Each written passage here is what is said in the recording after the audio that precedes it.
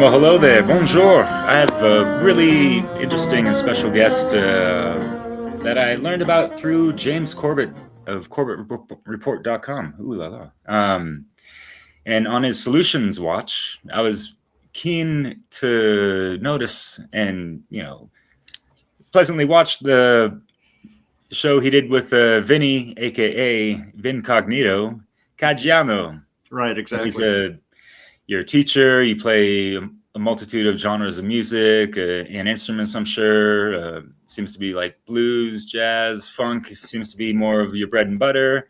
Correct me if I'm wrong, but yeah, I'm sure you studied classical and everything. And yeah, just wanted to have you on and chat about music, learn more about you, see about, how you teach your students. And also I wanted to know how they, how's the youth kind of resonating with, in accordance with, the proper tones and frequencies that, we're trying to be smartening up music, right? So yeah. Right. Yeah. Well, actually, the majority of my students are older. They're not kids. I've gotten young people before. And one of my missions years ago, I had more young people, more kids as students. And one of the things I used to preach was that the idea of the blues is very, very essential to American music. All right. And I was really concerned that as we got into the 2000s, that blues was kind of drifting away from pop music. And it mostly is, but when you talk about music theory, it could get really deep and I could get really abstract. And I don't want to do that here because I want to be universal to whomever is watching. But let's just say in the blues, there is a stylistic tradition. Maybe I could demonstrate a little bit on guitar. Like that's a major chord. And that's a minor chord, all right? If I put that minor note, the note that makes it minor up high, and then if I play that minor note against a major chord, I get this. All right?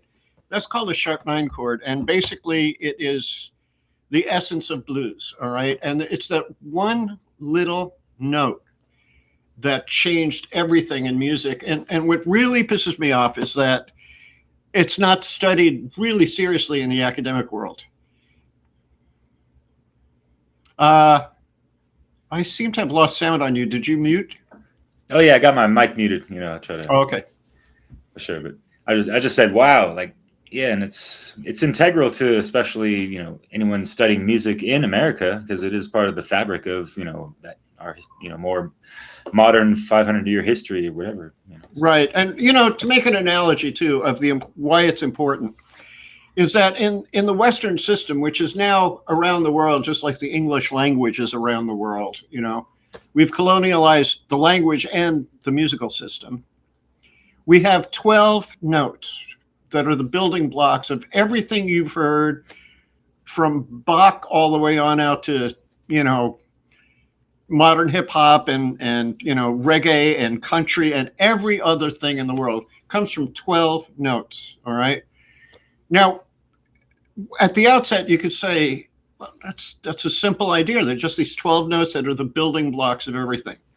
The idea here is kind of like, actually, I wouldn't know the analogy in science, but I'm thinking like maybe the genetic code or something is based on these building blocks, these little simple building blocks that create this complexity, right? It's the same in music. All the complexity we get in music comes from these 12 simple building blocks. Well, blues, I developed an entire theory based on this one note that happens in the blues. It's very simple again, it's a simple building block.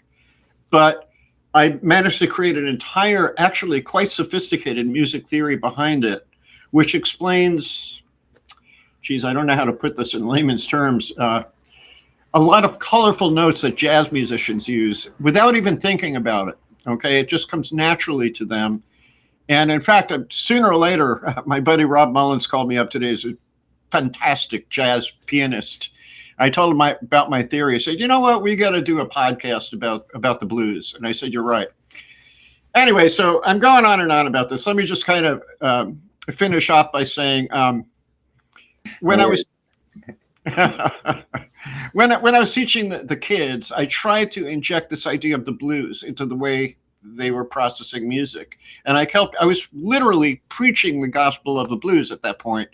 And I said, we cannot lose this. This is the essence of American music. And America will lose our identity, our musical identity, if we lose blues. So I was very worried and concerned about this, right? But then years and years later, I discovered this jazz pianist by the name of Hiromi from Japan. And this woman is a force of nature musically, and she understands blues and how to use blues and how to swing. She just absorbed all the American stuff. And then I realized, oh, it's not lost. It's just moving around the world. So that made me really happy. Interesting. And because, I got a good friend and she's a DJ. She's got more records than I do. And I got 1,000 or something. But she loves the blues, and I forget the genre. That's more of what's popular out in Louisiana, but it stems from blues and all that. Oh, the Cajun music. Yeah. Mardi Gras is coming up or something like that. Zydeco. Yeah, I love that music. Yeah. Does that go along the same chords as blues? Well, it depends. I don't like to generalize, but yeah. Yeah. Well, let me make a distinction here. In the Deep South, the blues was born. There's a great movie I'd recommend called Cadillac Records. Worth seeing. It's really a great movie.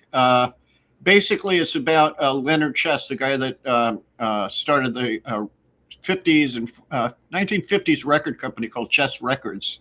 And he was this, I think he was Polish, emigrated to the United States and became fascinated with blues. So he'd go out in the field and record all these blues artists. It's a great, great, great thing. Blues, when I talk about blues, I'm not talking about that really swampy stuff down in New Orleans, okay? Yeah, you have to think about as American history proceeded, these guys start going up to Chicago, all right, where Chicago blues was born. It began to blend with jazz principles, and Chicago blues is a little bit more sophisticated than the swampy, my baby done left me kind of stuff, So when I talk about blues, I'm really talking about the more developed, refined kind of blues that the jazz guys polished up and put into their music. And it happened. I told you, Wood. I forget what my point was going to be. So no worries. Yeah. Take your time. I get like that sometimes as well. Yeah, I have a tendency to go on and on about something and then forget what I started talking about. So yeah. So I guess I'm kind of curious with and it's not about trying to prove something, but what's the base of your curiosity behind, the music theory, and what kind of truths have you kind of discovered through your investigations of it all and your experience? Obviously, you played for decades. Yeah. Yeah. I think you heard me say to James, I gave my life to it, So there's nothing else here except me and the guitar. That's it. That's my life, I have a daughter. She lives in New York. I used to be married, but now I'm not. And so, yeah, this is, yeah. But anyway, this might be interesting to you. My history is truly bizarre in terms of music, like where I began to learn from, the different places I began to learn from. Started out loving the Beatles. I was, a kid then, but I had an older sister who was of hippie age, and she had the girls over, and they were watching the Beatles on Ed Sullivan. I'm like, I got to do that. That's what I want to do. And luckily I had some open-minded parents. They bought me a guitar. And I had a very young uncle who was more like an older brother, and he was already playing Beatles songs. So I'd watch him like a hawk. So I started out really being influenced by the pop music of the era, 60s and 70s. Then what was my next? Oh, I went when I was in high school. We had music theory 1 and 2 classes. And that's when everything sparked for me. Like, I wanted to know everything there's possibly anything you could learn about music and everything. That's what I wanted to know. So passionate about it. So I started, I bought books on classical music and stuff like that and began to study classical and decided I want to become a classical composer. But my mom and dad, kind of blue collar Long Island, couldn't afford the kind of school I wanted to go to. So they sent me to jazz school on Long Island, a commuter school. Like, I used to drive there. And all of a sudden I'm learning jazz, right? And I really had no interest in jazz at the time. It took me like many, many years to actually have an interest in jazz, but I do now. So there's that. Then I got a little older. I moved to Manhattan, and you can relate to this, as I could see from reading up on your website stuff. I became interested in mysticism and spirituality and the possibility of becoming enlightened, like achieving enlightenment. At the time, I was reading a number of books by a fellow by the name of Gurdjieff, who not many people know now. Oh, you do? You're familiar? And there was that symbol called the Enneagram. And,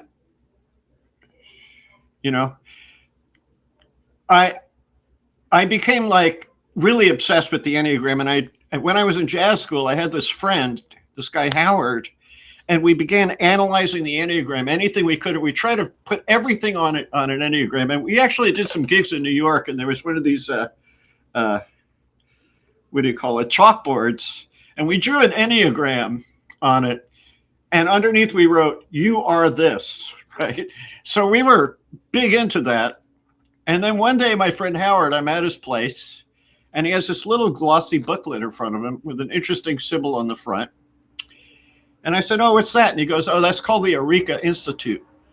And I took the book, and I saw there were a number of Enneagrams inside. I'm like, this is it. This is what I'm looking for. This is what I'm looking for. And so I joined Eureka, right?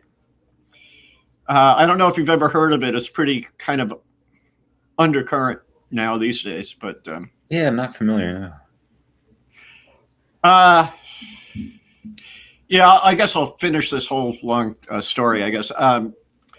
What happened is I got into Eureka, and Eureka, I began to learn music for mysticism itself. Like, cool. Yeah. Oscar Chaza was the guy who developed it, was super genius. This guy was ridiculously genius, and his whole system on the Enneagram was a 9-step system, but very, very, very involved and disciplined and detailed. Yeah.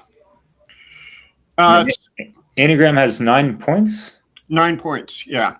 Yeah, and just yeah, 9 is quite the mystical number as well. Ties into a lot of things. So. Oh, we could go into that, man. Yeah. I remember when I was in high school, I picked up a Reader's Digest, and I saw this thing. If you multiply 9 by any number and then add all the numbers across, you'll get 9. And I'm like, what?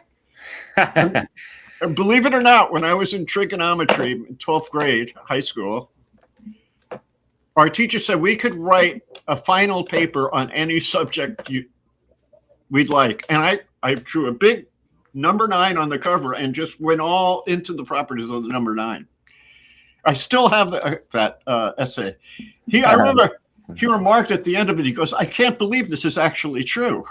And it's like, well, try it yourself. It is, So he was mind blown. Yeah, sometimes you got to see it or do it to believe it, right? And yeah, that's a really synchro-mystic story you had of just coming across that book when you were, really. Yeah, it was magical. Yeah, and it reminds me of and I'm sure, you probably touched upon it in your music playlist on your VinCognito YouTube channel in Odyssey, I think. Mm-hmm. you have a video. I've been meaning to watch it, titled "Music, Magic, and Mysticism." Yeah. Cool. Yeah, actually, I kind of forget now I'll have to watch it again. That was years ago, so I don't remember Yeah. what was on there. But that was because all that stuff on my website and my YouTube channel, all that early stuff is because of James Corbett. Wow, that's really cool. Yeah, actually, our history is really interesting. Yeah, I should really tell you how we met, but because it's a fascinating story. It's fun. It was also kind of synchro. Yeah, go for it if you want. I'm all ears. Well, let me finish the train of thought here. So yeah, sure, yeah. I'm in Arica, and some of the Arica musicians began to see, oh, this guy's talented. Let's see if we could get him in. They had a group called Meta Music, META, Meta Music, right? And before I knew it, we were doing really cool meditation music. Like, for example, Oscar Chazo, it's kind of like chakras, but not. There were 9 different points in the body. Each were reflected by what he called an isotope, which is basically like salt or water or metal, this sort of thing. And this is like a musician's dream. At least it was my dream. For the meditation music, he gave us the key center that we had to start for each one of these 12 different points, right? But we had to interpret, like, in other words, when we did salt, we had to make the music sound like salt. Or when we did water, we had to make the music. And to me, this is like, I love stuff like this. Like, I love the challenge of that, so I had a great time. Also connected with that school, this is, again, this variegated path of music learning I got into, along with that school, they had a big, there was one of the guys in that school was a drummer, like an African drummer, right? And he was very close with a guy by the name of Babatunde Olatunji. Babatunde Olatunji was like a priest. He was like a magic dude, I could tell the stories about that guy. He was famous. He used to open up for Santana, if you remember the band Santana, and also the Grateful Dead. He would open up for them. So yeah, so I got involved in there, and I started doing African music, right? And in the meantime, I have these gigs doing punk rock at the same time. It was just really wild, like everything that I was like gathering all this stuff, Moved to LA. When I got to LA, somehow I got involved with 2 different African groups without even trying. It was kind of like I was meant to. So that's my path. I mean, I studied deep music theory, classical. I studied jazz theory very hard. And I learned all these different elements of music from different places everywhere. And so that's my whole musical history. Wow, that's really rich and fascinating. That's really cool, Vinny. I hope it is. I was talking a lot, so. Oh, yeah, no worries. That's what you're here for. So, yeah, I love the fact, the correspondence of, these elements and other things, and they're allowing one to just, use their imagination and just kind of go with that flow, that intuitiveness, and whatever you currently, consciously consider towards, musical interpretation of what's in front of you, or, you know what I mean? Yeah, it's really cool. So, you know what? I'm going to bring up a subject. You probably might be interested in it, because I did a video on it on that music playlist. It was about 432. Have you heard about 432? Yeah, I mixed. I got over 100 music mixes that I've produced in 432. Yeah, I got a good program for that. Well, people have asked me, what do you think of 432? And at first I thought, oh, this is interesting, and I got into it for a minute. And then I thought a second, I thought more about it, and they said 432 is more harmonious. And I thought, wait a second. And all right, so I'm going to try to do this so it's easily understandable, okay? way back before the days of Bach, when the Greeks were developing, when Pythagoras developed the musical scale, okay, they had something called Greek modes, okay, and there were 12 of them based on. I'm sorry, there were 7 of them within one scale, but you could make 12 of them. Basically, in other words, like I could go do, or I could go, or, and so on and so on and so forth, right? So you get 12, 7 scales within one Greek mode, but you could reiterate those 12 different times based on 12 different pitches, okay? All right, so the problem here was when music progressed into the days of Johann Sebastian Bach, all right? By the way, I'm getting to the point about 432, all right? So. No, I love the fact you're covering the basis of this, like the history. It's important for people to really understand these things, for sure. Thank you. Yeah, well, you know, spoiler is that in that video, I actually debunked 432. But cool. But now I'm back on the fence about it again. So we'll talk about it. Yeah, sure. See, the thing is this, all right? In the days of the Greek modes, the scale was based on what nature gave us, okay? All right, so it was basically like a real scientific thing that happened, you know, that do, re, mi, fa, sol, la is based on natural things that happen. Like the way Pythagoras worked was he, like mathematics, obviously, he took a metal bar, right, and hung it and clanged it. And he thought, I wonder what that clang will sound like if I cut it exactly in half. So what he did was he got the octaves. So in other words, here's an E, and here's an E. And that the two can sing together, you know.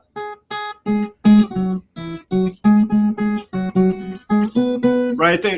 They're both E's, but in different frequency. And it's exactly half. In other words, like the frequency range, like A440, right? When you go up an octave from A440, because A880, right? So it literally is a mathematical doubling that happens. All right, so that's to show you that all this stuff came from nature, okay? But here's the problem. The piano keyboard was developed in the days of Bach, all right? And the problem here was all these 12 different keys became locked out from each other.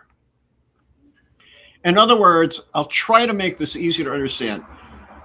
We'll take the note C, okay? The note C can be found in 7 different scales. And please tell me if I'm getting too abstract here, because I could just go, you know, into this stuff. Oh, no, I love this stuff. And, you know, I think a lot of my audience does as well. So please, yeah, elaborate as much as you want, brother. Yeah.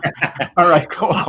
All right, I have free reign to go nuts. All right, so if you take the note C, you could find the note C in the key of C, right? You could find the note. Oh, I'm going to have to think now. You could find the note C in the key of B flat. You could find the note C in the key of A flat. You could find the note C in the key of G. You can find it in F. You can find it in E flat and D flat. 7 different places you could find this note C. But the problem was, if you tune the white keys on the piano, which are the key of C, if you tune them according to the way nature gave it to us, and then you went to a different key that contained that C note would be out of tune with the C note in the key of C. It wouldn't be the same C note. So there was a problem here because we couldn't grab notes from other keys. You see what I'm getting at here? Because things became out of tune. All right, so there's an intense but really cool book by a friend of mine I met in British Columbia. His name is Rex Whaler. Rex Whaler was the guy who started Greenpeace years ago. And he was a big music theory nerd. I had no idea. I was giving his son guitar lessons. And he heard me talking theory. He goes, oh. Cool. And he wrote a book called The Story of Harmony. And it explains what I'm about to mention right now. There was a problem in that we have 12 different major keys, but none of them can interact with each other, which would make music really boring, okay? because you could only use chords from the key of C if your piano was tuned to C. You couldn't use an A flat chord because it would sound crazy out of tune, right? So this was an enigma.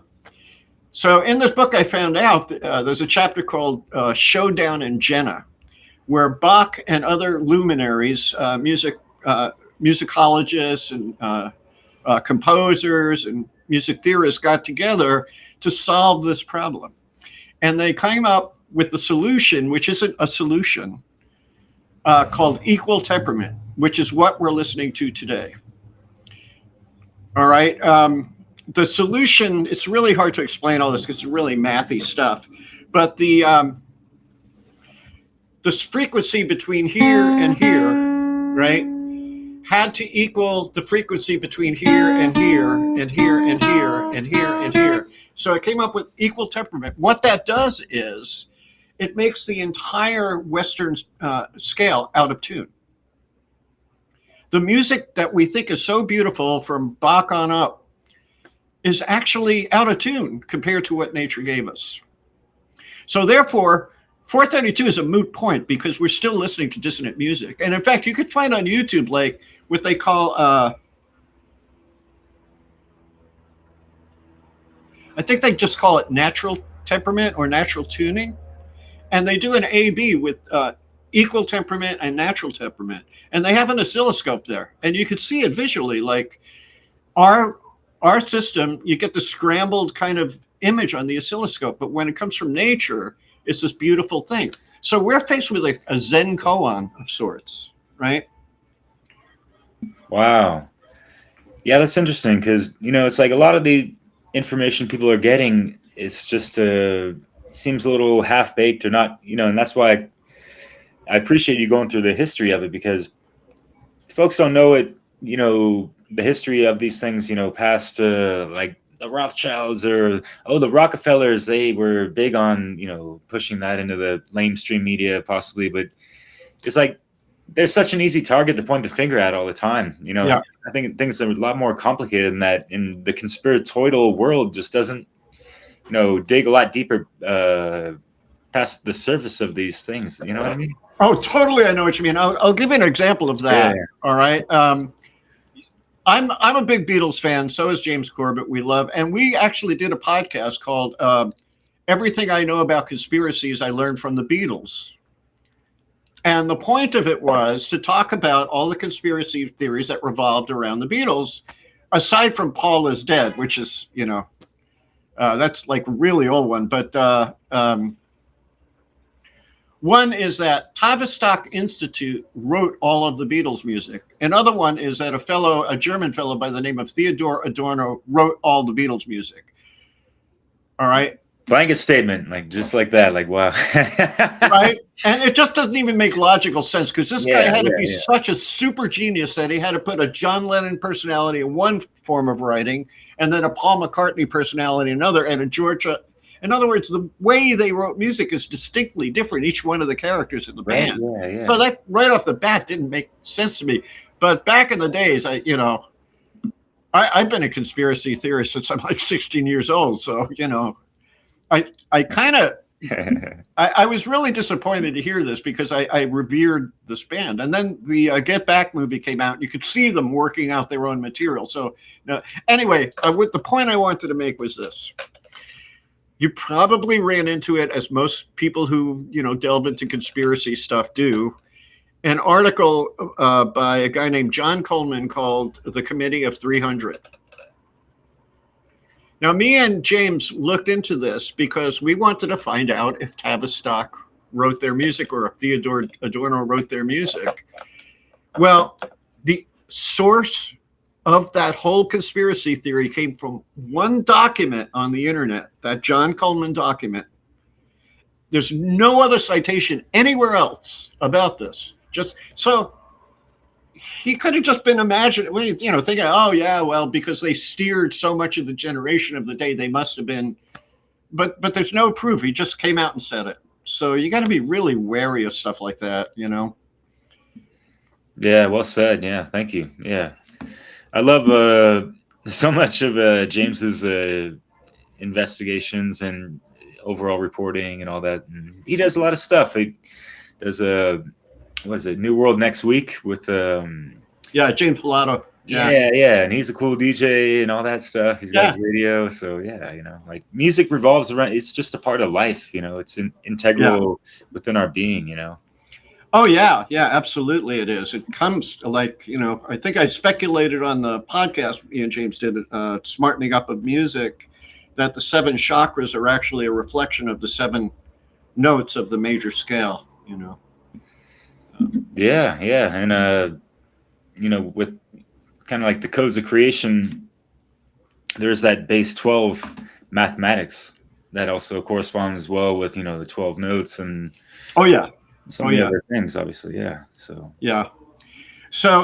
let's get back to 432 for a moment. Why am I back on the fence now? Why don't I feel like it's completely debunked?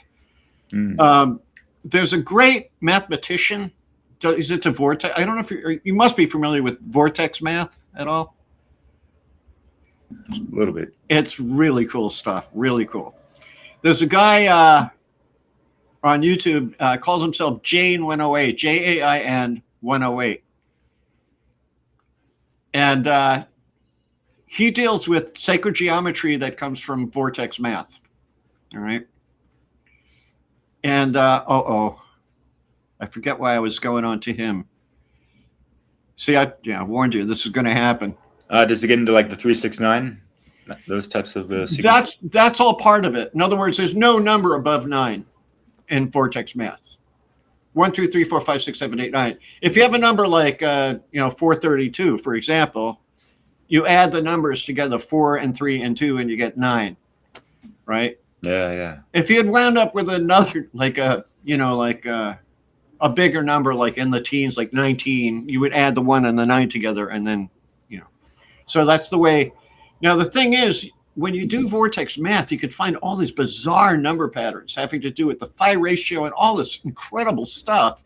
And what they do is they plot it in a visual form.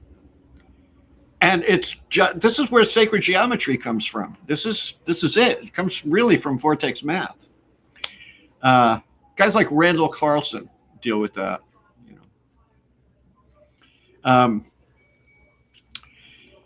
So I forget where I was going with that, but like the musical scale, doesn't the solfeggio sequence line up with Fibonacci and all that?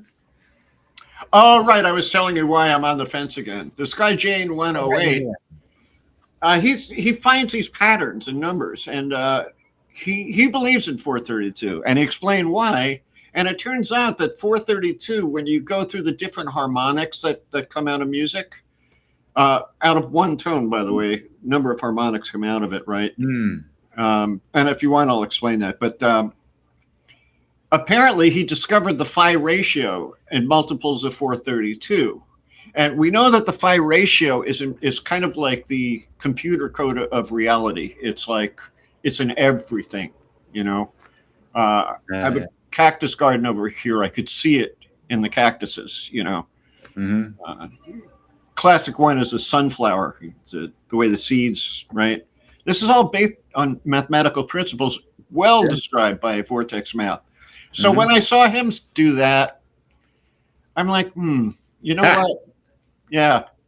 I'd rather, whether it's true or not, I'd rather see it line up with the phi ratio, Yeah. Especially aside from, the 440 hertz. I mean, what's up with the 444?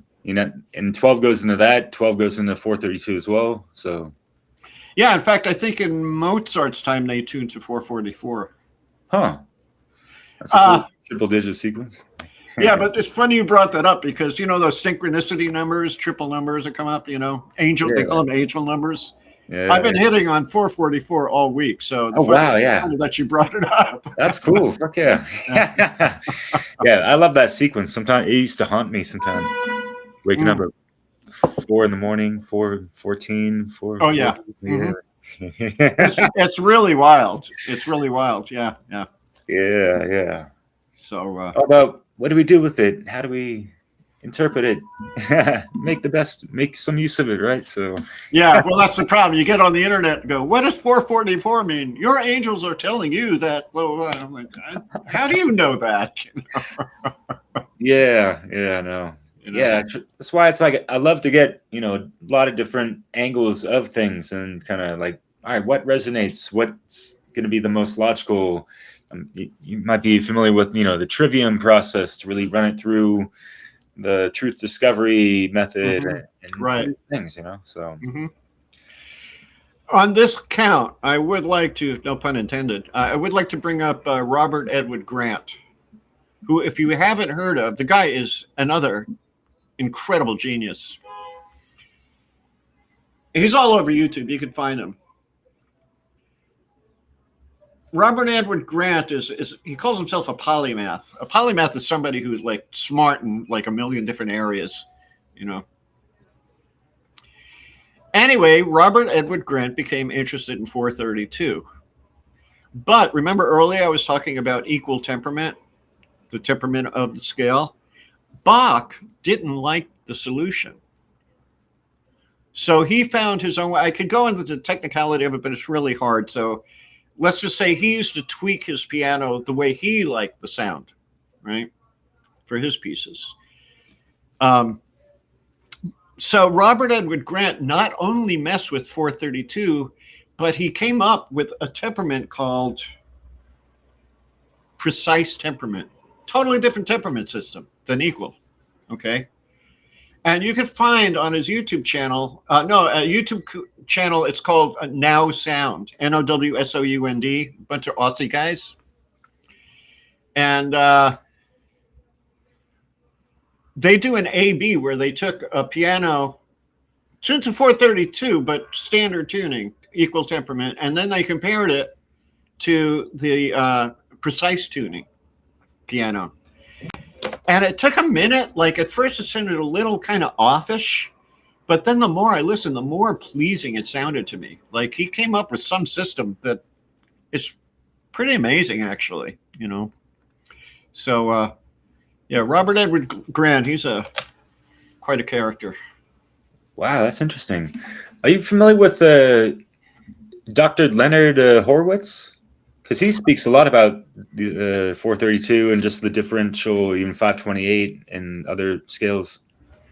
Yeah, I didn't delve into. I know his name, but I don't really know his work, to be honest. Yeah. He's been around for quite some time, and yeah, one of the main takeaways for me, it's and yeah, it depends on how our body's just been kind of numbed and gets conditioned towards some of these distorted harmonics, possibly, right?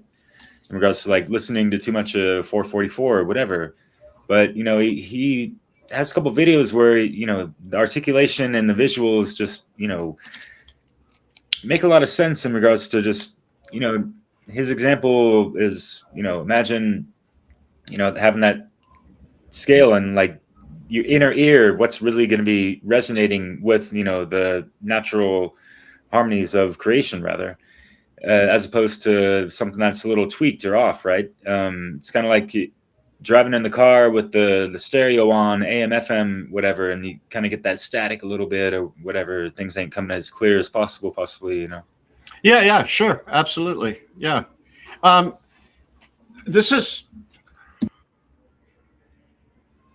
This is what the world is needing right now. We're in some really dark times, like really dark, and it looks like there's no end to them,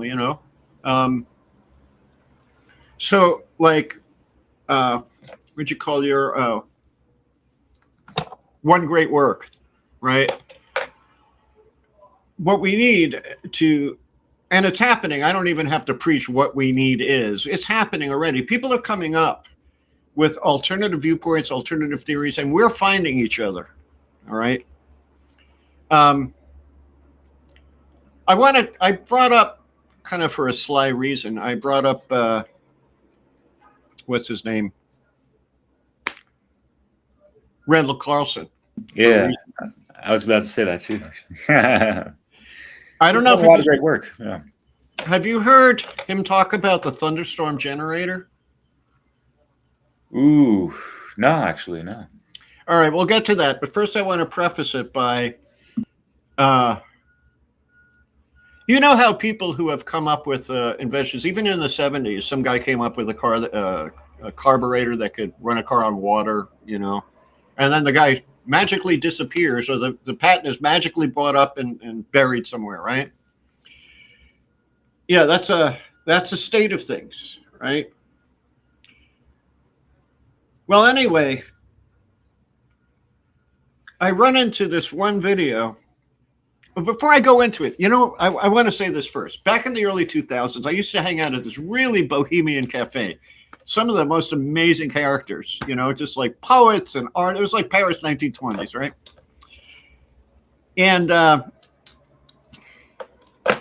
used to say to them, if you want to take down the powers that be, it's really easy. You got to find the guy who's able to create an over unity device or a free energy device, that guy that's been tinkering and found something. And what's got to happen is he should not patent it at all. He should teach his neighbor how to build one on the promise that his neighbor will teach someone else how to build one. Before you know it, people are powering their own houses and the power companies die, right? I thought this is the way to do it. Well, guess what? It's happening. All right. Randle Carlson, there's a scientist that was tinkering with this device. And I think the best, Sean Ryan's show does a great interview with Randle about it. It's worth checking out Sean Ryan. This guy came up with a device. At first, I thought it was, it's just a clean, you know, like clean air device that cleans the air, because he mostly spoke about this aspect of the invention.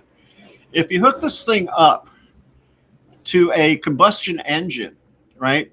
The combustion engine sends out carbon monoxide, carbon dioxide, some other noxious chemicals, right? You hook this device up to it. You talk about alchemy, right? That alchemy turning lead to gold. Well, this device pumps out oxygen, pure, breathable oxygen. What happens to the carbon monoxide and carbon dioxide? Nobody knows. So it becomes transmuted, like in alchemy, into oxygen. And I thought that alone is kind of good. Imagine all the cars in the world just like putting out all this oxygen. We'd probably get giddy from it all, you know. But, you know, it's funny. He didn't really talk much about it. But at the very end of the interview, finally, Sean says to him, so its only function is to like, you know, clean out the air from combustion engine. I mean, can it be a generator unto itself? Can it make power? And he said, oh, yeah. And basically, every once in a while, you got to add some water to it. And that's it. And the machine works. So what did the guy do? I got chills when I saw this. Randle Carlson said, look, we all know about the people who invented things and then got offed, or, you know, that sort of thing. So he said, this guy got in touch with me and we agreed that he should open source it. And right now on the internet, there are plans on how to build this thing. And not only that, but major corporations, I think Toyota was interested in it. The Indian government is now retrofitting some of their ships with this thing. So we're seeing a change in the world. I get chills because I've been waiting for this. I've been waiting for like all these little pockets, you, me, and all these other people who are trying to really make a positive change. And we feel like, I feel kind of powerless. Like, you know, what's one lone guy going to do? You know, when I saw this happening, I was like, there's hope. This is wonderful. Wow. And what's it called again? Thunderstorm generator. You'll find it everywhere. Give me 1 second. Alternative science. There's a YouTube channel called Alchemical Science. He's an Aussie, kind of hippie-ish Aussie dude who understands how it works, and he's been working with it, and he explains how to build it, you know, all this. So if this thing spreads around, like the powers that be already have no control over it. Even if they off this guy who invented it, it's out there now. Sorry, you know. Yeah, gotta love that open source, and much praise to those that have invented these things. Yeah. Yeah, that's ironic, when you've told about the story when you're saying like, hey, if you want to disrupt the powers that be and all this stuff, and it's like, yes, because they love to control the power that we have to pay for out of the ass and through the nose and all that, when we could have had the real Nikola Tesla, who's been rolling in his grave since the Muskie incident with the automobile stuff. And that ain't no free energy device. That's not wireless electricity. Yeah. Yep. Yeah. So yeah, the problem is money and power. That's the biggest problem humanity is facing. And I talk with a friend about this all the time. Like, we talk about the problem of money. It's a problem. Money is a problem because, like, people become too greedy, and when you start making a lot of money, you could feel powerful. The more money you make, the more power you feel. So that's problematic, because power is a very attractive thing. And look what's happened. All the people who are attracted to power in our world today are all psychopaths, just most of them, right? So yeah, some masquerade as being charitable and this and that, even though it's like tax deductible and all that stuff. So come on now. Anyways, yeah, it's interesting seeing, even growing up, sometimes you see these underground, artists and that kind of stuff, and they make it big, and they sign the dotted line, and in regards to like possibly selling their soul and this and that, and you see them change a little bit over time and this and that, and it's beyond just like the ego boosting stuff. And yeah, they got possible handlers and things they need to abide by with their record contracts and whatnot. But yeah, money definitely does change people and their whole worldview sometimes. Yeah, that's why it's the problem can't be addressed from on the ground. That's one thing we can't fix. We can't fix greed or the lust for power. There's no way to fix that. What needs to happen is a great awakening. That's what needs to happen. People going to the next level of awareness and realizing that hurting people to get ahead is not a good thing. Yeah, causing any kind of harm just goes against anyone's rights. Yeah, absolutely. Yeah. And so today you have people rewriting the world. Robert Edward Grant redoing Temperament. And we see this over and over again. People with new ideas. How do we deal with this? And the same is true in music. That it's going to change too. And I tell you what, man, when music itself changes, that's going to be the real spark that ignites the fire. Because I grew up, I was a little boy in the 60s. I saw what was happening. Rock and roll became the thing, and then the Brits came along, the Beatles came along, and all of a sudden there's this like whole community of people that, I mean, the LSD helped, but they kind of said, why do we have to follow the rules that they give us? Why can't we do something different? So. Yeah, and that's why I love those jazz, improv, and all that stuff. Even the spoken word, freestyle, slam poetry, and all this stuff. They're just trying to like break these boundaries, because we feel oppressed and kind of like mentally shackled by the shitstem, says my good friend Mari West. I'm at visiting her. She's got a grand piano. She's a hell of a musician herself. And awesome. Yeah, that's wonderful. Yeah, and it's like, going to your point of just like these solutions, like trying to wake people up. It's like, and I love that quote that you had in your chat with James of, and I think he quoted someone else. I forget who said it, but, create music so beautifully that people come more in touch with God. Come on, like who wouldn't be inspired to, you know what I mean? And not in like the religious God type of text, but just like what I like to call that sound song frequency, manifestation, creation, vibration, Yeah. Well, I was looking into your website. You seem interested in natural law as one of the tenets to look into. I recently saw on Rick Beato, the music pundit on YouTube. He's like a superstar on YouTube. All of his audience told him, "You got to see this band. You got to see this band." And he got so frustrated, he did a 5-minute YouTube saying, "All right, I looked at this band. Stop asking me to look at them." And he demonstrated the band. I forget the name of them. And they were dealing with microtonal music. And they were wearing these bizarre masks and just looked, I don't know, the whole thing was like, it was cringe. It was totally gross, cringe music. And you know what? Everybody in the comment section were like, "This is awesome," right? "This is incredible music." And I'm like, what are these people like? Why? Because it's out there, kind of avant-garde-ish. And, I don't know what it was. But, to me, music needs to follow natural laws as well. All right. When I was in high school, I sat down with a cello player, geek friend of mine, nerdy friend of mine, and we had that classic argument: is there really such thing as dissonance? Everything is consonant, everything is sound, everything is music.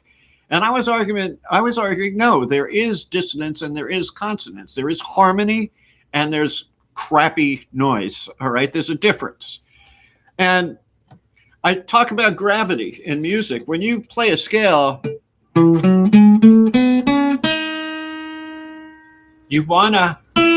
the gravity is to come to that note, right? So there are natural laws in music. Oh, wow. I've never heard it said that way. I love that. That's cool. Uh-huh. Yeah, so I believe in harmony. I believe in beauty, that music should be the ultimate purpose of music should be to create something so beautiful that it moves your soul, it stirs you, Hell and yeah. By the way, I just want to mention this aside too. All right. Yeah. The laws of the universe are yin yang, right? I mean, you have dark and you have light, so we observe this. Therefore, in music, you have harmony and you have dissonance. Okay. Now, Yeah, there's that polarity, I guess. there's the polarity. So I don't believe in this kind of new agey music where you're just like, and it's just droning on and you're like, it's spacing out. That's great for a certain purpose. It's great for like meditation, self-reflection, that sort of thing. But music itself should have both elements balanced. It's supposed to have that. Anything you listen to that really catches your ear and you'll notice there are moments where, oh, wow, the tension's built up over here.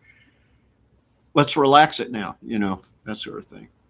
Yeah, kind of like a good, movie soundtrack, with like a full-on orchestra. Yeah, sure. That's why, it had that extra level of grandeur and just, overall the epicness of it all of, Lord of the Rings, Peter Jackson. Yeah. So, yeah, you have that sharp cutoff sometimes when, that scene's over or the tension. Yeah. It's so magical, these aspects of music and how they apply so much to anything in life, right? Shit, it's part of creation. So, yeah. Absolutely. Yeah. In fact, I have an assignment for you. All right. Next time you watch a movie or a TV series, listen to the music. Try to ignore the dialogue and just listen to the music that's happening throughout. All right. Yeah. All right.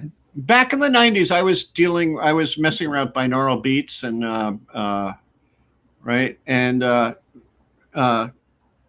brainwave frequencies, right? Theta, delta, alpha, beta.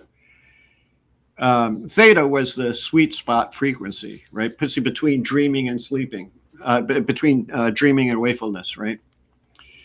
But here's the weird thing. I'm really sensitive, man.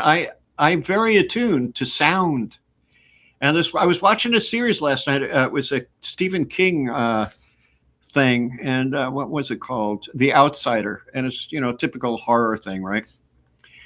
I'm listening to the music and I'm feeling like the music is hypnotizing me right now. Like it's grabbed my brain and it's putting me into a state. And I realize, oh, wait a second. These are theta wave frequencies, So composers are now using them.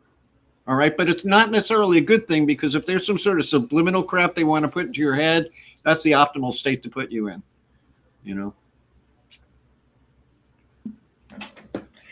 Yeah, I think there's even like patents and things like that for televisions to be emitting certain waves, so you're just, you know, a slog on the couch and all that kind of.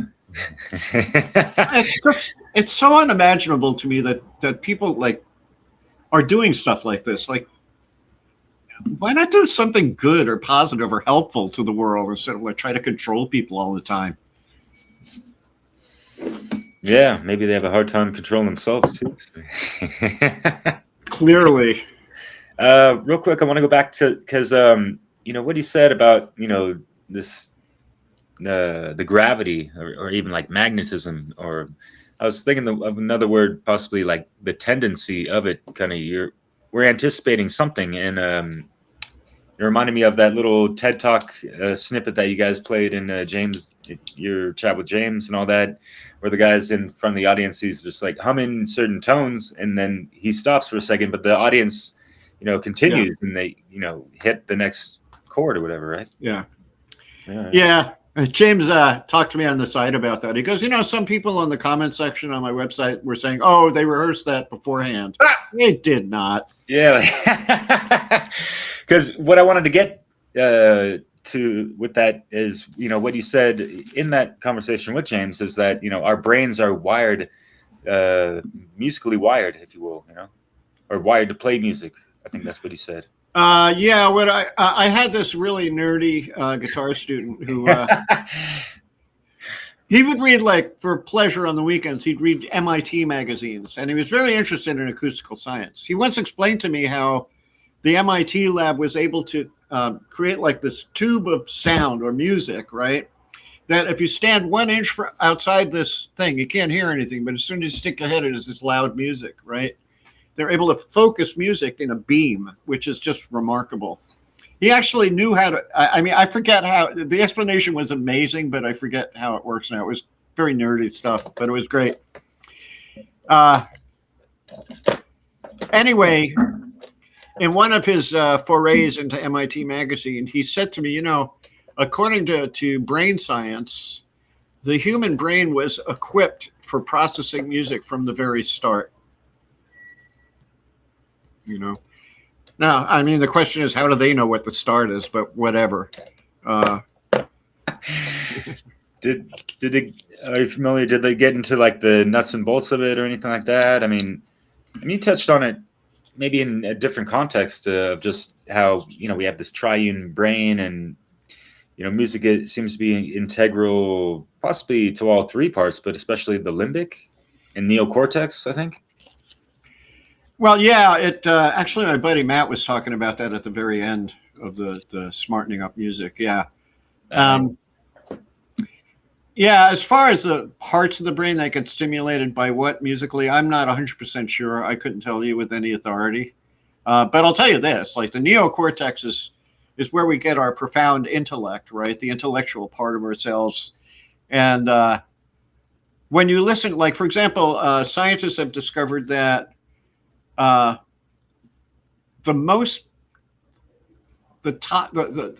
top amount of melody lines a human brain can process at the same time is 4. In other words, 4 different melodies going on at once. All right. This is the music of Bach. The music of Bach is 4-part harmony, but different melodies. You know, it's just like different melodies going on at once. And we're able to do that. If you can gear your intellect to listen to that, right? You're really training your brain in a positive way, as far as I can see. You know. Yeah, that's what I wanted my people to hear with that, because yeah, I think, you know, I'm trying to find ways to articulate it as well, and I've done like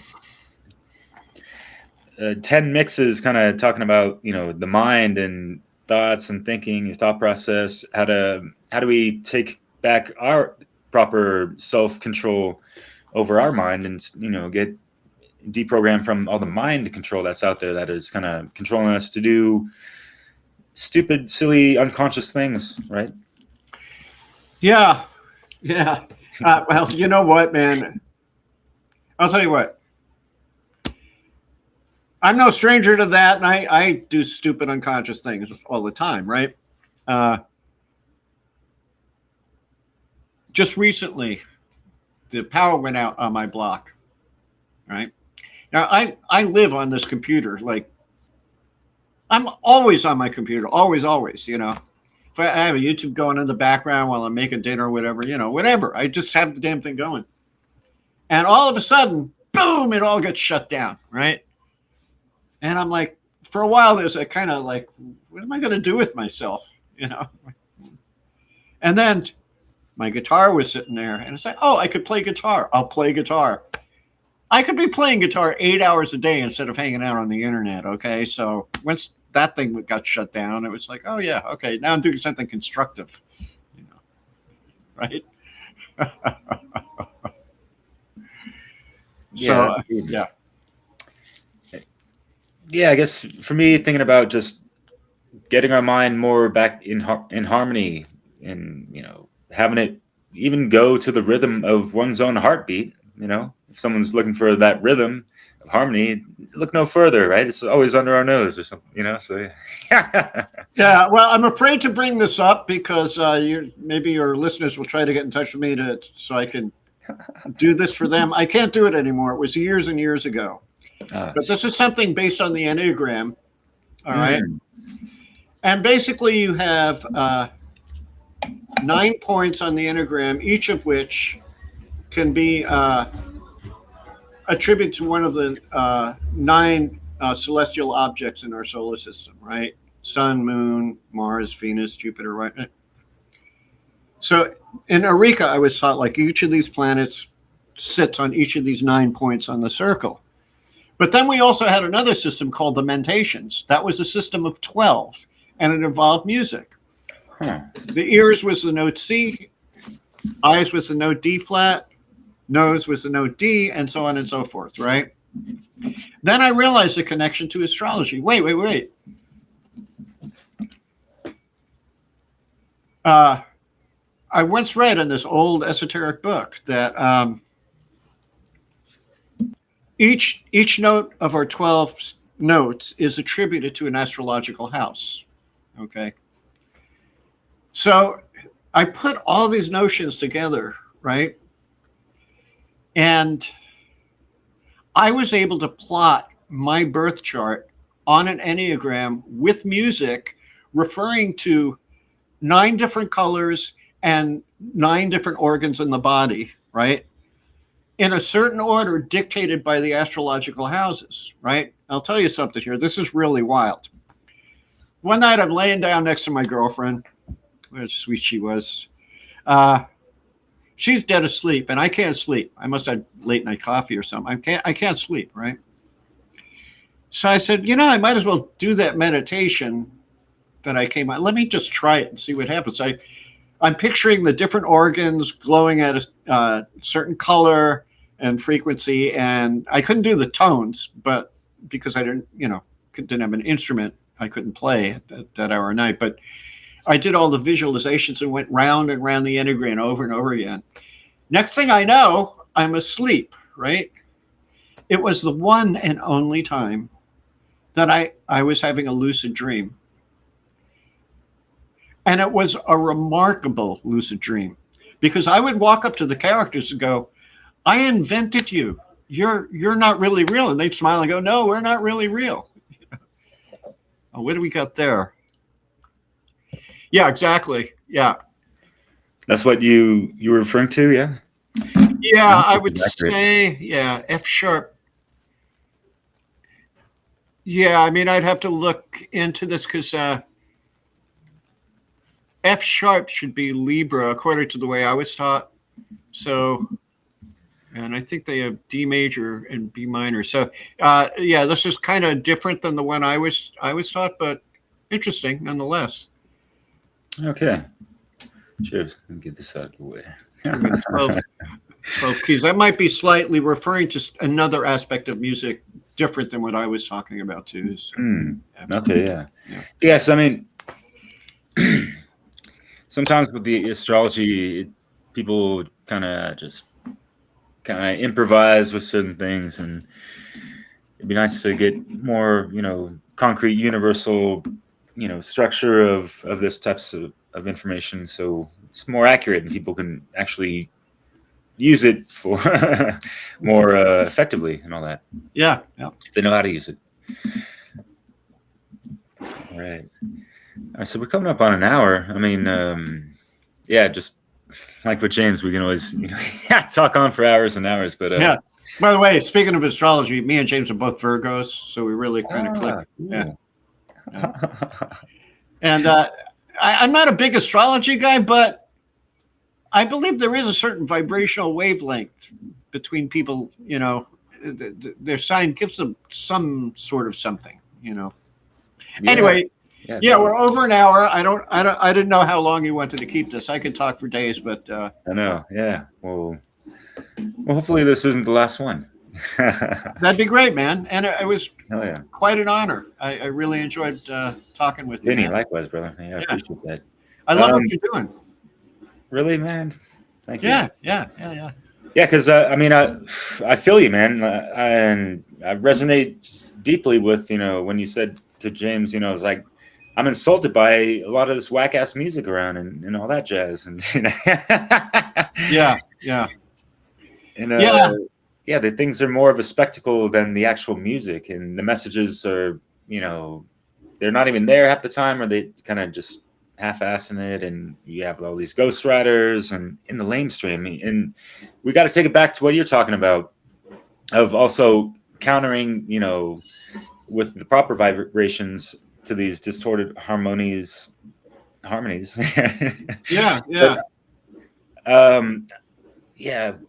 I'd love for you to riff off that if you want, but also bring it back to just like the magic of music and how it can evoke the atmospheres of invisible worlds. I loved when you said that, man. Really cool. Yeah, that reminds me of a time when I was a kid. I was like 16 and I got high. I smoked some weed.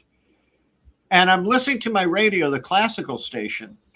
And not only they play all the really straight classical music, but this was this impressionist piece that was almost atonal. It was really kind of strange. But I remember having images in my mind, like these colors and images. I felt like I was in a kind of astral amusement park or something. It was really wild experience, So in a way, that music put me into a world, I believe that, and this is why music is dangerous, right? Because what world do people want to put you in, right? So, it's just kind of a extreme analogy. I said it to James once, but music, our system, the 12 notes just sitting there untouched, are like a beautiful woman who's totally vulnerable.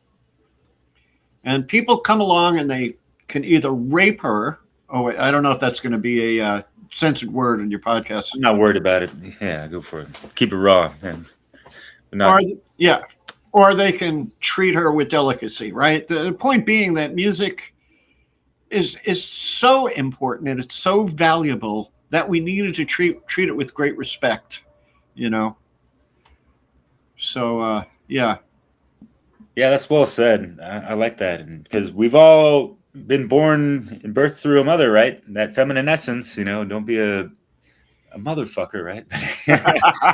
With the feminine essence, that maternal divinity and all that stuff. And there's a lot of great, feminine aspects of music, and we have the yin and yang aspects of it as well. Absolutely.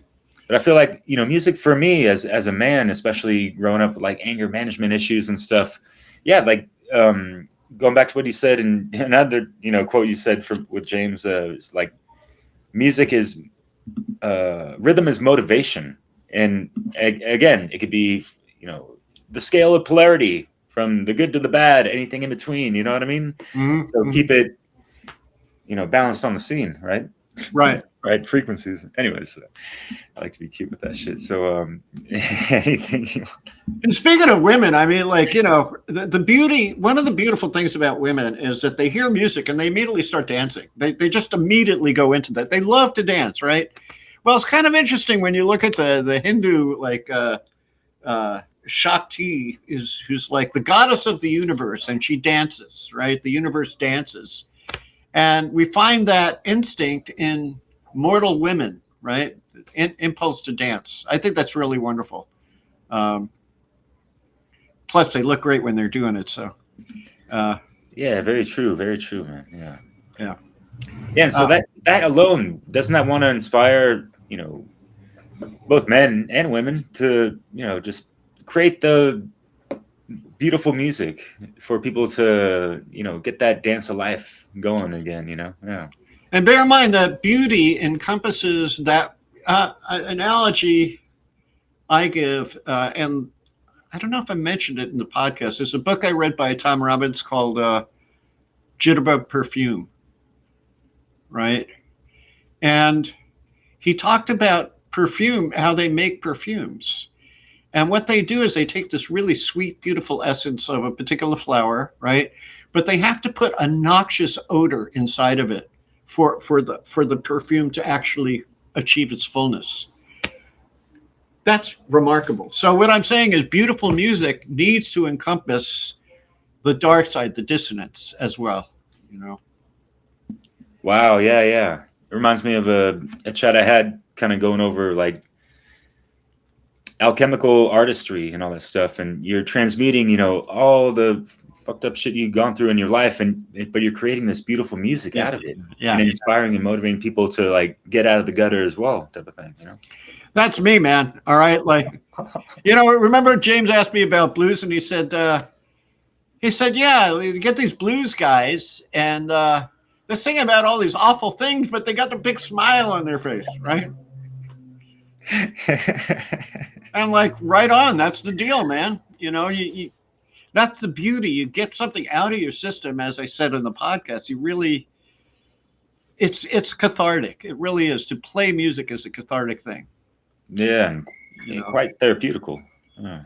And then when you reach a state of when you're not in this like frustrated, get all this work the stuff out of my system. When you pass that, now you're just making pure music, right? I like to say, this may sound a little, I don't know, like I'm pinning a badge on myself, but I like to say that how did I used to say? I'm channeling the impulse of God through notes. All right. That's what I want to do, at least. Yeah. So. No, that's a good way to put it. I don't see anything grandiose about that. It's just another way of saying kind of what I said, of just kind of like be in harmony with the frequencies of creation and all that. Yeah. And through your own manifestation, when you're being in accord, hitting the right chords in accordance to, natural law, universal law, the, codes of creation, the frequencies therein. And, it's just, yeah, man, it's just, how can that not inspire people, right? So, absolutely. Yeah, absolutely. So, but yeah, that you could say that there are three aspects of music. There's rhythm, there's harmony, chords, and there's melody, right? But there's a fourth aspect to music, and that's texture. All right. What is texture? Well, I'm reminded of an old Sufi saying I read, to boil water, you need an intermediary, which would be a pot, right? To douse a fire, all you'd need is water. You just douse the fire with water. But to actually heat water, you need a pot, a vessel, right? That's what texture is about. In other words, I have a melody, right? Let's hear how it sounds on flute. Let's hear it sounds on a bassoon. Let's hear how it sounds on a piano, right? This is all the texture. And a good lesson in texture, by the way, which, by the way, there's a story behind this too. Maurice Ravel wrote Ravel's Bolero. It's a famous piece of music, about 15 minutes long. And he shocked his audience. This was around the same time as Igor Stravinsky, who shocked his audiences as well, but for totally different reasons. Ravel did something that was kind of verboten in classical music. He take this long melody and then a second kind of bridge melody or something, these two different melodies, and repeated them over and over and over and over. And that's the entirety of the piece. But it starts off kind of quiet, and he has it playing like with flutes and calm instruments. And then each time the melody is iterated, a new set of instruments takes over and plays it. And then a new set, and it becomes this like crescendo. By the time you get to the end, he does this beautiful modulation from one key to another key, a major third up, and it just like, whoa, this thing happens. It's like an orgasm. It really is. It's an amazing piece of music. That's texture, all right? Yeah. Now, what I would say is the problem with modern composers is they're obsessed with texture, all right? I'm talking about EDM guys that write everything on a computer, right? So the problem is, oh, this cool sound and that cool sound. Well, yeah, but you need to balance it out with really cool chord movement, really beautiful melody, nice, solid, danceable rhythm, which they don't have a problem with that part, but yeah. I like that. Yeah, because 4 numerically, you know, kind of represents the structure of things and all that. And 4 can still go into 12, just as 3 can as well. But it's like getting all your corners covered, so it's balanced. Yeah. With all that, too much texture, man. Chill. Like, that's funny, man. I like that. Randle Carlson started a video channel called HowTube, HOW Tube, right? And he has a series. It's called Squaring the Circle, right? And the very first video is about squaring the circle, right? Which was an old Masonic problem. I think it goes back to the Masons, right? But the problem with squaring the circle is you can't really do it, okay? Then he started talking about like the square is finite, the circle is infinite, right? That makes sense? The square is masculine, the circle is feminine, all right? He went through all these different analogies of the yin and yang thing, and it really got me thinking. In music, everything is based on either 2 or 3, which is maybe why Robert Anton Wilson went on and on about the number 23, but 2 and 3. All right, so think about it like this. I have the number 1, which could be 1 beat, right? If I divide it by 2, I get 0.5. If I divide it by 3, I get an irrational infinite decimal, 0, 3, or something like that, right? I think it's 3. So there's the infinite and the finite right there, all right? Yeah, I had a feeling. Yeah, that's cool. I can see that. Yeah, and it operates in music all the time. There's a principle in jazz. I used to think this was pretentious, and now I don't. There's a principle in jazz called swing, and it's a kind of rhythm, right? And the jazz guys would always say you can't write swing down on paper. And that's pretentious bullshit. It's jazz intellectualism, whatever. And then I thought about it. Wait. Swing is based on 3, and you can't divide evenly into 3. So you have all this playroom with the swing rhythm. And it's it becomes a personal thing, like how you swing as opposed to how this guy swings or that guy swings, right? It's pretty amazing. Whereas when it's based on 2, it's very solid. Dot, dot, dot, dot, dot, dot, dot, dot. It's finite. You can cut it in half evenly. Ooh, yeah. Okay, this is interesting because chatting with my good friend, she and her partner both play multiple instruments. Mostly piano though, especially on the guy's side. And the way he doesn't play like with that intuitive kind of just like it flows through him or from him and stuff. It's just you gotta look at the music charts and all that. But with her, it's just all just El Naturel or Bel Naturel and all that good stuff. So yeah, if you want to that correlate with what just kind of like the masculine and feminine aspects possibly, and yeah.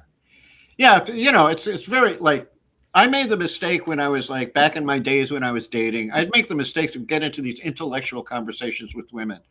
You want to bore the hell out of a woman, get into an intellectual conversation with her. There's very few women that, I mean, there's some women that do are into that, but on the same token, ultimately, that's not what it's about for women. It's about process. It's really about process. So, where guys, you notice like if you're in a big group of people and there's women and there's men, the men will start going on about some like politics or, and they'll start, and the women just kind of veer off and talk amongst themselves about something else for the most part. I mean, I don't mean to generalize, I'm not saying it's always that way, but, oh yeah, I feel you, man. No worries. So, yeah. So, all right, but you asked me to riff on something earlier, and I forget what it was. You did, I guess. I guess it's just that rhythm is motivation, and so I guess just how can we conclude this conversation with something that can be motivational for the folks listening, I suppose, and things like that. Just get in rhythm with your own heartbeat, damn it. No, just kidding. Not you, but others. And yeah, as a teacher, kind of, what have you noticed that, people can kind of, that's helped them find more pep in their step, purpose in life, whatever, just getting more into the groove of themselves, whatever. Yeah.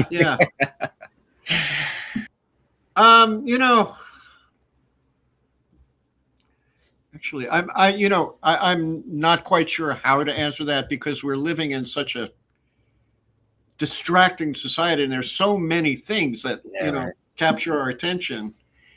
So I could generally say listen to great music, but what is great music? It's all up to a personal taste, right?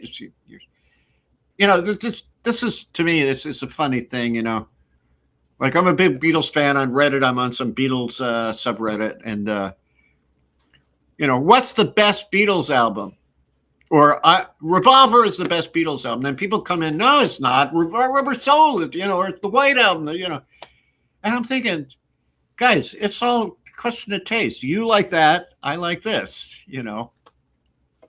So, I like the idea of resolving opposites. I like that idea. And I remember one time I said something, to see if I can remember this properly.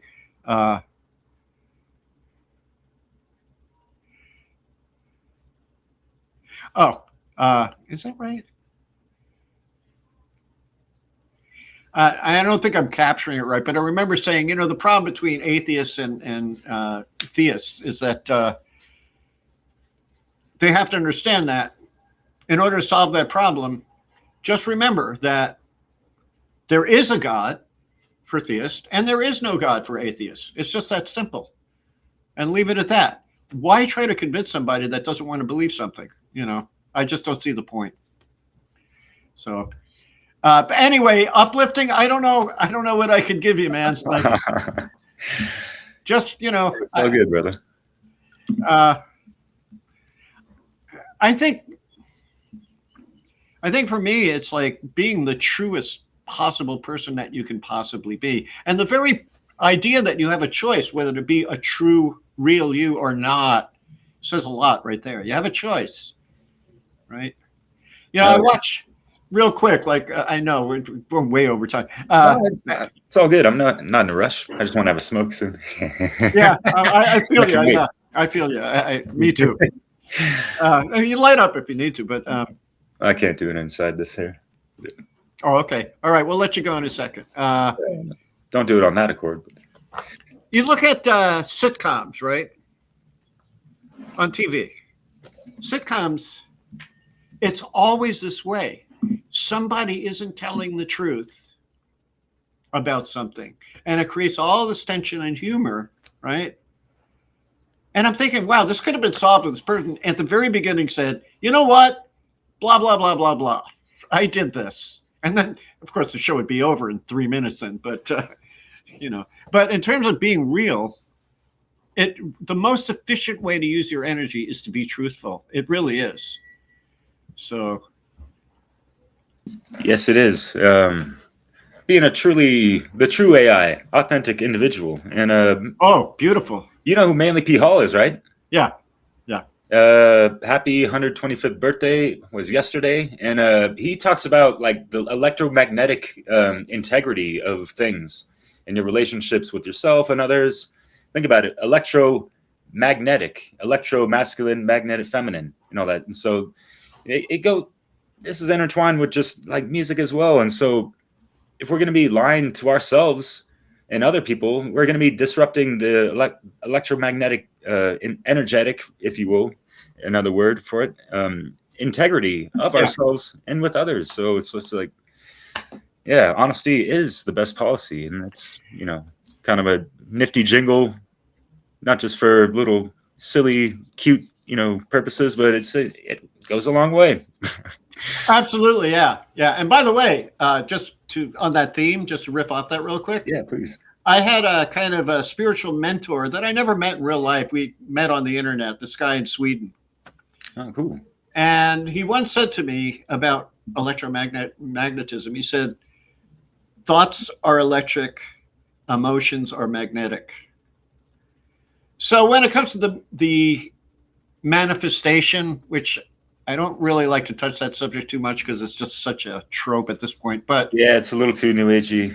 It's watered down, rather. Yeah. Anyway. But I will say this: the body does respond to visualization, and I have certain health problems right now. And every night I make sure to go to bed. I think about myself a few days in the future, and I picture myself feeling so good. And I actually bring up that feeling. I feel really, really good right now. And I do that as a way to actually get that to happen. And very often it works, very often. So I don't know about manifesting a toaster out of thin air. I don't think I can do that. But, I think there is something to that. So electric and magnetic, right? Emotion and thought. Yeah, especially when you're doing that consistently and having a proper conviction of it. There's like 30 trillion cells that are listening to you all the time, Yep. No toaster included, right? But yeah. Anyway, man, I think we said a lot. I just, Yeah, definitely. Yeah, this is great. Really appreciate it, Vinnie. Yeah, man, it was a great pleasure to meet you. Really great to meet you. Yeah, likewise. I guess, plug in anything you got going on, projects for the future, where people can find you. Obviously, you're on YouTube and Odyssey, VinCognito, right? Yeah, I don't do Odyssey anymore, really. Okay.